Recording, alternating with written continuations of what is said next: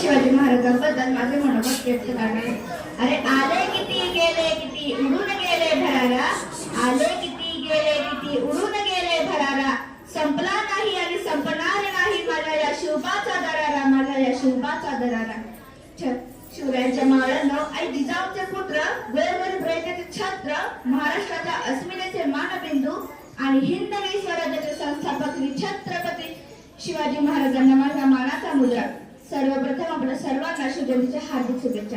मित्रांनो, आदिलशाही निजामशाही या सत्ता यांचा जो याने महाराष्ट्रातील जनता त्रस्त होती. अशा वेळी दिनांक 19 फेब्रुवारी 1630 रोजी शिवनेरी किल्ल्यावर आई जिजाऊच्या पोटी एका तेजस्वी ताऱ्याचा जन्म झाला. तो तारा म्हणजे आपला सर्वांचे लाडके दैवत श्री छत्रपती शिवाजी महाराज होय. छत्रपती शिवाजी महाराजांच्या वडिलांचे नाव शहाजीराजे भोसले व आई जिजामाता. जिजामाताच्या संस्काराखाली शिवराय घडत होते.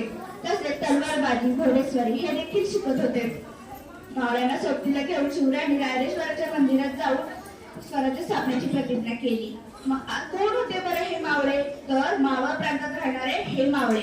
मावळे अंगाने तर रांगडे, दिसायला साधे भोळे, पाठीला ढाल, कमरेला तलवार, शत्रूला बेजार करणारे आणि जीवाला जीव देणारे असे होते मावळे.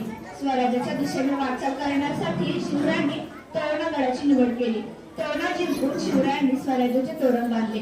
त्यानंतर त्याच्या प्रचंड विस्तारामुळे त्याचे गड नाव प्रचंडगड पडले.